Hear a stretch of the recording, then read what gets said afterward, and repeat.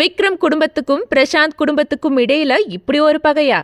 90s டைம்ல உச்சத்துல இருந்தவர் பிரசாந்த். ஆனா விக்ரம் இருந்த இடமே தெரியாம கஷ்டப்பட்டாரு.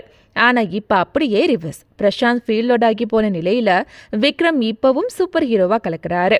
இரண்டு பேரையும் ஏன் இப்ப கம்பேர் பண்றோம்னு நினைக்கிறீங்களா? விஷயம் இருக்கு. அதாவது விக்ரமும் பிரசாந்தும் மிக நெருங்கிய உறவினர்களா. எப்படின்னா பிரசாந்த் தந்தை தியாகராஜனும் விக்ரமுடைய அம்மாவும் கூட பிறந்தவங்க. அந்த வகையில விக்ரமோட சொந்த தாய்மாமா தான் பிரசாந்தோட அப்பா தியாகராஜன். ஆனா பொதுவெளியில இவங்க சொந்தக்காரங்கன்னு காட்டிக்கிறதோ பேசிக்கிறதோ கிடையாது. அந்த அளவுக்கு என்ன பகையினா, சினிமா ஆசையில சென்னைக்கு வந்த விக்ரமோட அப்பா வினோத்ராஜும் பிரசாந்தோட அப்பா தியாகராஜனும் க்ளோஸ் ஃப்ரெண்ட்ஸா இருந்தாங்க. குடும்பத்துல ஒருத்தரா பழகிட்டு திடீர்னு தியாகராஜனுடைய சொந்த அக்காவை வினோத்ராஜ் காதலிச்சு திருமணம் செய்துக்கிட்டாரு. இதன் காரணமா இரண்டு குடும்பத்துக்கு இடையில எந்த பேச்சுவார்த்தையும் இல்லாம போயிருக்கு.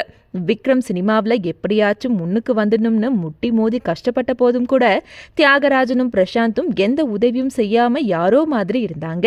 இது முந்தைய தலைமுறை பகையா இருந்தாலும் அடுத்த தலைமுறையான பிரசாந்தும் விக்ரமும் பேசிக்கிறது கிடையாது. ஒரு வழியா பிரசாந்தும் இப்ப பழைய பிரச்சனைகள்ல இருந்து மீண்டு சினிமாவில் ஷைன் ஆக ஆரம்பிச்சுக்கிட்டாரு.